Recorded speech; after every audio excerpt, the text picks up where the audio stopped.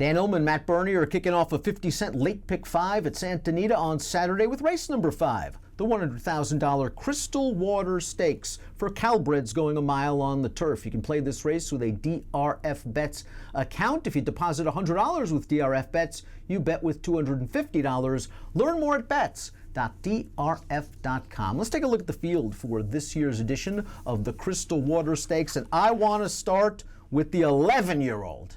You heard me right.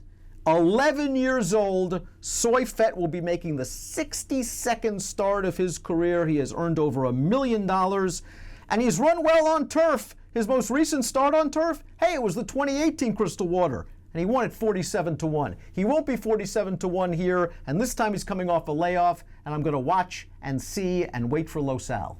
Yeah, and you know what, though? I mean, regardless of the outcome here, you just look at it and say he still has his form. It's amazing that at 11 years old, he's retained. He doesn't look like he's lost anything off of his fastball. His best races, he was probably occasionally in that low 100 range, but for the most part, his entire career, he's been a low to mid 90 type, and he's still right there. I just think he's an awesome horse, a really neat story, and I expect him to run well here. I agree with you. Off the layoff, I don't know that I'm chomping at the bit trying to go and bet him, but I would expect a fair effort out of him here in this spot. And you know what? The good news is, even if it doesn't end up going the way the connections hope, you brought it up, Los Alamitos not too far away. And perhaps he'll trip out, as we see from the Timeform US pace projector. The pace expected to be made by stretch-out sprinter Toolfog, the 3. We'll get to him in a minute, but there's old Soy Fett sitting in second. And if Toolfog finds this distance against this caliber of competition a little bit too much, there's a chance Soy Fett turns into the stretch, and he's got the lead, and I know the fans would be very, very excited about that.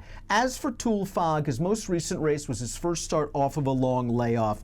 He was probably out there for exercise. They were probably prepping for this race, and he only got beat 3/4 of a length by Soy Fett last year. If he sneaks out to an easy lead, he is a long shot that can be dangerous. Yeah, super dangerous in here, like you say, especially if that pace projector is accurate, where he can get out there, cut out the fractions all on his own, not feeling any kind of pressure early on. The stretch out in distance isn't an issue. He's won at the mile in the past.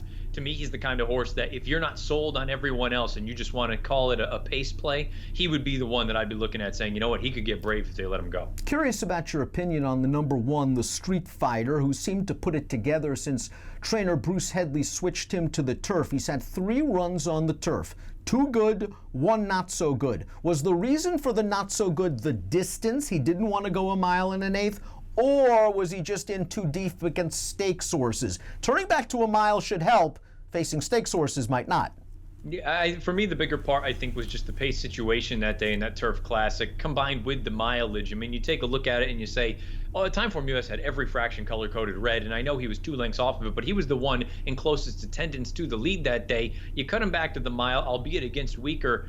I thought he looked more comfortable that day. Now, having said that, it still wasn't visually the most impressive effort, in my opinion. He needed to be pushed along a little bit about the half-mile pole, and he just kind of wore down that horse that was out on the front end, who really, he was rank early on. So I don't know if I really want to look at that race and say it was a brilliant effort by any stretch. I did pick him 3rd. I think he's sort of a grinder. He's not brilliant, but I do think he fits in here reasonably well, at this distance especially. Switches to Aaron Greider, who's been riding really, really well at Santa Anita. That's certainly worth noting. I've always been a big fan of the number 2, Hard Boot, to upset the Silky Sullivan Stakes at Golden Gate last year at odds of 10-1. Then ran a really good second in the Snow Chief, going 1 1/8 as the beaten favorite. Now, this horse is going to have to deal with a 4-month layoff. She was in way too tough last time out in the Mathis Brothers Mile. Got a great trip from Angel Cruz. Just wasn't good enough that day. Tried his best. I wonder if that is, though, Hard Boot's best, and he might have to run slightly better, especially off the layoff, to beat these. Yeah, I was going to say, you're probably looking at a low 90, I would imagine, as far as a winning figure is concerned. Now, look, it'll be his first start as a 4-year-old, so maybe you want to look at that and say there's some reason and some belief that there could be some upside here, and maybe he takes a step forward. But at the same time, I don't know. I kind of look at it. I know that pace was relatively hot in that Mathis Brothers Mile. I just thought he should have done a little bit better than Fade the way that he did. And even having said that, I didn't love that field. River Boyne and Desert Stone, we know what they are. They're nice horses, don't get me wrong, but they're not superstars. Hard Boot, he can win this race. I just don't love him. Accountability is the number 6, and I wouldn't be surprised if Drayden Van Dyke has him just a little bit closer to the pace than where Timeform US has him on the projector. My issue with accountability is he has the tactical speed to pull trips. He has had good trips in the past. He also hasn't been able to capitalize on those good trips, which is why he has 7/3 from 25 lifetime starts, and I can only use him underneath in single race exotics. Yeah, my other knock about him is, like you say, he pulls these nice trips, but he's never won outside of the N1X ranks. And it just, to me, I do wonder if he's one of those horses that, you know what, when you put him at that company and at that level, he can succeed, and you put him in against any tougher, and it just doesn't work for him. Let's take a look at our top selections for this year's Crystal Water Stakes, kicking off the 50-cent late pick 5. You're going with the number 7, The Hunted, who is obviously a strong contender in this race. Nice effort, I thought, 2 starts back, where he made the front. And that avalanche was really moving at the end of that race to get The Hunted at the very shadow of the wire. Last time out, we were talking about it before we came on the air. Why was he so far back? Because he has shown the ability to stay close, and it's not like there's going to be some blazing pace up front.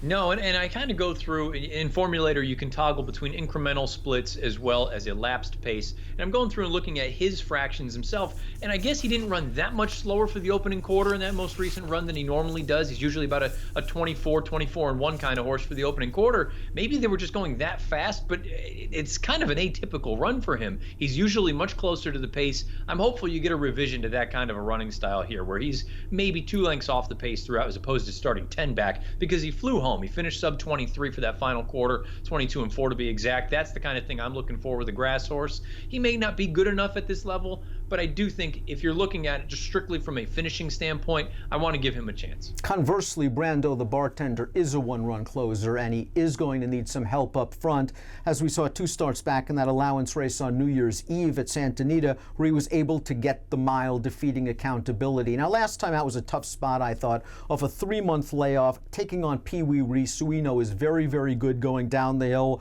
Brando the Bartender settled early near the back of the pack. I thought he finished evenly behind the 2 favorites. I thought it was the right prep for this race. He is going to need some help, though, and the price may not be right, so I'm also using The Hunted in multiple race wagers. I went 4-5-7-2. Yeah, I think you and I look at this very similarly. I went 7-4-1-5 in here. Brando the Bartender, the only thing that gave me a little bit of cause for pause is I do wonder if at this point in his career, and you had even said it before we came on, maybe he's always been better going shorter. I don't think he's incapable of getting the mile. Heck, if he runs that run 2 starts back, I think he probably is right there at the wire. I just wonder if at 6 years old now, is he slightly better going slightly shorter?